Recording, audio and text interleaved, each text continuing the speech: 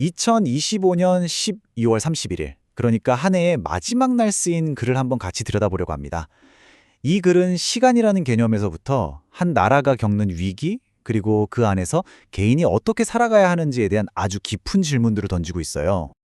자, 이 글은 아주 도발적인 문장으로 시작합니다. 바로 시간의 본질에 대한 저자의 생각인데요.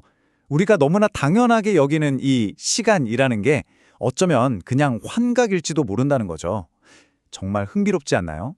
그래서 첫 번째 파트에서는요, 저자의 이 독특하면서도 생각할 거리를 많이 던져주는 시간 이론에 대해 좀 더 자세히 살펴보겠습니다. 그러니까 우리가 보통 생각하는 시간은 어때요?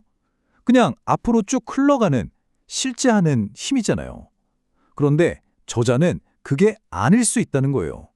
시간은 사실 우리가 공간을 지나가면서 느끼는 일종의 공유된 착각, 다시 말해 환각이라는 거죠. 시간의 기본 전제 자체에 의문을 제기하는 겁니다. 이걸 벌거벗은 임금님 이야기에 비유하는데 정말 기가 막힌 비유 같아요. 모두가 임금님이 멋진 옷을 입었다고 믿고 말하지만 사실은 아무것도 없잖아요. 시간도 마찬가지라는 거죠. 우리 모두가 존재한다고 믿지만 과연 그 실체가 있긴 한 걸까? 하고 묻는 겁니다. 자, 그럼 이렇게 추상적인 시간 이야기가 저자가 살고 있는 2025년에 아주 구체적이고 암울한 현실과 어떻게 연결되는지 이제부터 한번 살펴보겠습니다. 이 에세이는 2025년에 있었던 큰 혼란의 시작점으로 시뮬레이션 계엄이라는 특정 사건을 지목합니다. 저자는 이게 단순한 정치적 논쟁 수준을 넘어서 사회 전체를 뒤흔들어버린 거대한 폭풍의 시작이었다고 보고 있어요.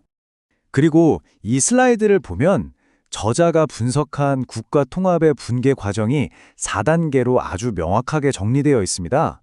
시뮬레이션 계엄 선포로 시작해서 특정 세력이 이걸 기회로 삼아 헛슬 플레이를 하고 결국 이게 내란으로까지 규정되면서 사회 전체가 분열되는 그야말로 비극적인 연쇄 반응을 보여주고 있죠. 여기서 말하는 헛슬러들이 대체 누구일까요? 저자에 따르면 이들은 바로 이런 혼란과 분열을 이용해서 자신의 권력과 이익을 챙기는 정치 세력을 의미합니다. 이 위기 상황에서 누가 이득을 받는가, 이걸 이해하는 게 핵심인 거죠. 그럼 그 결과는 어땠을까요? 저자는 이 극심한 갈등 때문에 우리 사회의 합리적 이성과 건전한 의지가 완전히 파괴되었다고 진단합니다. 상식적인 토론 자체가 불가능해졌다는 거죠. 저자는 이 현재의 혼란을 이해하기 위해서 과거의 역사 속에서 어떤 패턴을 찾아내려고 합니다. 그리고 한국 역사의 한 중요한 시기에서 지금 일어나고 있는 일과 너무나도 놀랍도록 비슷한 점을 발견하게 됩니다. 마치 과거의 메아리가 들려오는 것처럼요. 이 표가 바로 저자의 평행이론을 아주 잘 보여주는데요. 왼쪽에 조선 후기를 보면 노론 세력이 외척을 통해 권력을 독점하면서 나라가 기울었고 결국 멸망으로 이어졌죠. 자, 이제 오른쪽 2025년을 볼까요? 헛슬러들이 지배 세력으로 등장해서 정치적 사건을 계기로 분열을 이용하고 결국 국가를 위험한 길로 몰아가고 있다는 겁니다. 배우는 다르지만 마치 똑같은 비극적인 각본이 반복되고 있다는 거죠. 저자는 이걸 아주 직접적으로 표현합니다. 우리가 지금 보고 있는 이 현실이 마치 조선 말기에 권력이 넘어가던 그 모습과 똑같은 역사의 평행 이론이라고 말이죠. 정말 끔찍한 결과를 낳았던 역사의 메아리를 다시 목격하고 있다는 강한 믿음이 담겨 있습니다. 자, 이렇게 암울한 진단을 내린 저자는 그럼 대체 어떻게 살아야 한다고 제안할까요? 이런 정치적인 절망 속에서도 저자는 이야기의 초점을 국가적인 문제에서 개인의 삶으로 옮겨옵니다. 세상이 아무리 혹독해도 우리에겐 의미 있는 삶을 살아갈 의무가 있다는 거죠. 저자는 우리 앞에 놓인 두 가지 길을 제시합니다. 하나는 오르막길이에요.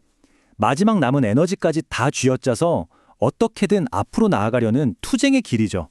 다른 하나는 내리막길입니다.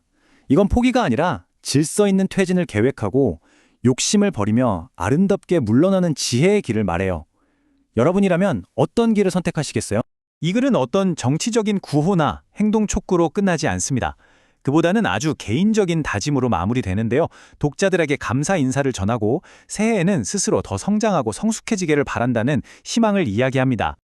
그리고 이 마지막 문장이 우리에게 깊은 여운을 남깁니다.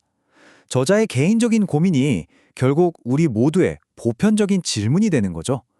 이렇게 세상이 혹독하게 느껴질 때 우리는 저마다 자신의 길을 어떻게 찾아야 할까요? 한 번쯤 진지하게 생각해 볼 문제인 것 같습니다.